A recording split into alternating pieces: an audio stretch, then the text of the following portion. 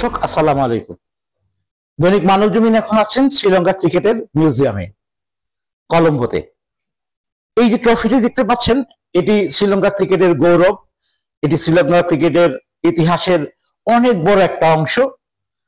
1996 এই আইসিসি ট্রফিটি তারা জিতে নিজেদেরকে প্রমাণ করেছিল ক্রিকেটে, তারা বিশ্ব চ্যাম্পিয়ন হয়েছিল।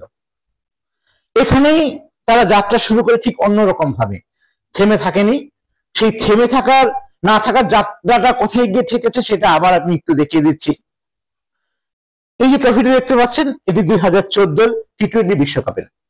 এখানেও তারা চ্যাম্পিয়ন হয়েছে ভারতের মতো দলকে হারিয়ে। তাও কোথায় জানেন? বাংলাদেশের মাটিতে।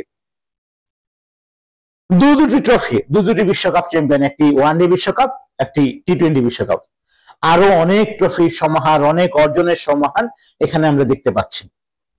সেই সঙ্গে দুটি আক্ষেপ বাংলাদেশ ক্রিকেটের এখান থেকে আবারও আমাদের মনে জাগতে পারে, সবার বাংলাদেশ ক্রিকেটের সব দর্শকদের, ক্রিকেট প্রেমীদের মনেই জাগতে পারে। একটি, বাংলাদেশ ক্রিকেট এখন পর্যন্ত কোনো আইসিসির বৈশ্বিক ট্রফি জিততে পারেনি, কোনো শিরোপা জিততে পারেনি।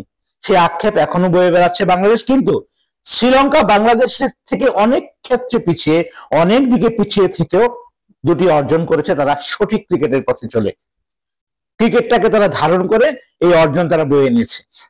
আরেকটি আক্ষেপ কি জানেন? এই যে এতক্ষণ মিউজিয়ামটি ঘুরে দেখালাম, বাংলাদেশের ক্রিকেটের ইতিহাসের এমন একটি মিউজিয়াম কি হয়েছে? খুঁজে পাবেন বাংলাদেশের কোথাও? হোম অফ ক্রিকেট মিরপুরে কোন ট্রফির চিহ্ন পাবেন? হ্যাঁ, কিছু সাজানো আছে, কিন্তু এরকম পরিপূর্ণ একটি মিউজিয়াম এখনো হয়নি। দুটি আক্ষেপ নিয়ে বাংলাদেশ ক্রিকেট এগিয়ে চলছে, তবে সঠিক পথে চলছে কিনা সেটা আপনারাই বলতে পারবেন ভালো।